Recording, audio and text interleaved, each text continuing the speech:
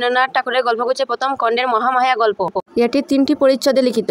এই গল্পের কেন্দ্রীয় চরিত্র রাজীব ও মহামায়া। মহামায়া এবং রাজীব দুজন উভয়ে নদীর ধারে একটা ভাঙা মন্দিরে সাক্ষাৎ করিল। মহামায়া দৃষ্টিপাত দেখে রাজীব যা বলতে এসেছে তা ভুলে গেল। এখন কিছু একটা বলতে হবে, তাই তো বলিয়া ফেলিল, আমি প্রস্তাব করিতেছি এখান হইতে পালিয়া গিয়ে আমরা দুজন বিবাহ করি। রাজীবের যে কথাটা বলিবার উদ্দেশ্য ছিল সে কথাটা ঠিক বলা হইল না বটে। মহামায়া কুলীনের ঘরের কুমারী, বয়স 24 বছর, যেমন পরিপূর্ণ বয়স তেমনি পরিপূর্ণ সৌন্দর্য। তাহার বাপ নাই, বড় ভাই আছে, তাহার নাম ভবানীচরণ চট্টোপাধ্যায়। রাজীব লোকটি বিদেশী, এখানকার রেশমের কুটির বড় সাহেব তাহাকে নিজের সঙ্গে লইয়া আসিয়াছেন। রাজীবের বাপ এই সাহেবের কর্মচারী ছিলেন, তাই রাজীবের বাপ মৃত্যুর পর থেকে রাজীবকে তিনি পালন করছেন। তাহাকে বাল্যাবস্থায় এই ব্রাহ্মণারীর কুটিতে লইয়া আসেন। বালকের সঙ্গে কেবল তাহার স্নেহশীলা পিসি ছিলেন, ইহারা ভবানীচরণের প্রতিবেশী রূপে বাস করিতেন। মহামায়া রাজীবের বাল্যসঙ্গিনী ছিল। ইতিমধ্যে পিসিরও মৃত্যু হইল। এদিকে সাধ্যতীত ব্যয় ব্যতীত মহামায়ার জন্য অনুরূপ কুলসম্পন্ন পাত্র জুটে না। তাহারও কুমারী বয়স ক্রমে বাড়িতে লাগিল। আজ শতবার মাথা দিব্যি দিয়া রাজীব মহামায়াকে এই ভাঙ্গা মন্দিরে আনিতে কৃতকার্য হইয়াছে। রাজীব মহামায়ার মুখের দিকে চাইতে সাহসী নয়, মন্দিরের ভিত্তির উপর তেজে দাঁড়াইয়া এক প্রকার শ্রান্ত স্বপ্নাবিষ্টের মতো নদীর দিকে চাইয়া আছে।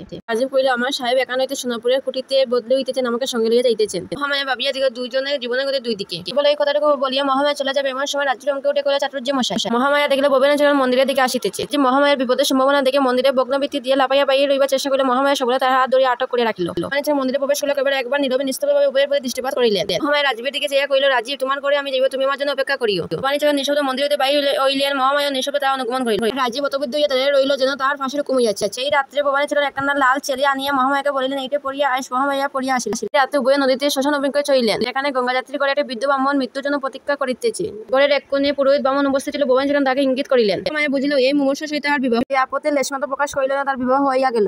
এদিন বিবাহ, তাহার পরদিন মহামায়ার বিধবা হইল। এই দুর্ঘটনায় বিধবা অতিমাত্র সুখ অনুভব করিল না, এবং রাজীব ও মহামায়ার অকস্মাৎ বিবাহ সংবাদে যেরূপ বজ্রাহত হইয়াছিল, বৈধব্য সংবাদে সেইরূপ হইল না। এমনকি কিঞ্চিৎ প্রফুল্ল বোধ করিল, কিন্তু সেবা প্রতিক্ষণ রইল না। আর একটা বজ্রাপ্রঘাতে রাজীবকে একেবারে ভূপতিত করিয়া ফেলিল।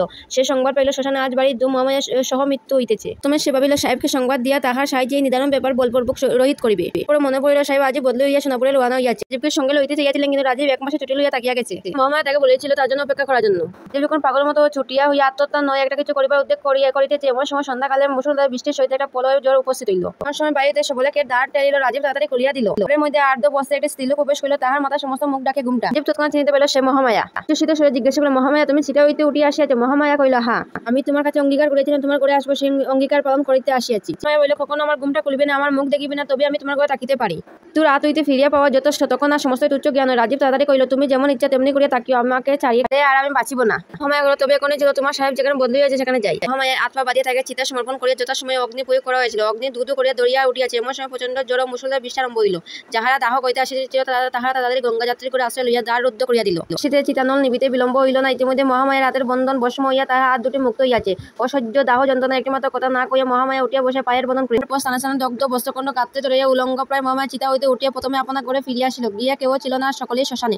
প্রদীপ জ্বালিয়া একখানি কাপড় পরে মহামায়া একেবারে দর্পণে মুখ দেখিল। দর্পণ ভূমিতে আসিয়া ফেলে একবার কি ভাবিল, তাহার পর মুখের উপর দীর্ঘ ঘুমটা টানিয়া অদূরবর্তী রাজীবের বাড়ি গেল। মহামায়া এখন রাজীবের করে, কিন্তু রাজীবের জীবনের সুখ নয়, অধিক নয়, উভয়ের মধ্যে কেবল এখানে মাত্র ঘুমটার ব্যবধান। নিক করিয়া এই দুই সঙ্গীন একক পানে কতকাল একত্র যাপন করিল। একদিন বর্ষাকালের শুক্লপক্ষ দশমী রাতে প্রথম মেঘ কাটিয়া চাঁদ দেখা দিল। নিস্তব্ধ জ্যোৎস্নারাত্রি সুপ্ত পৃথিবীর শিয়রে জাগিয়া বসিয়া রহিল। এই রাতে নিদ্রা ত্যাগ করে রাজীব আপনার জানালায় বসিয়াছিল।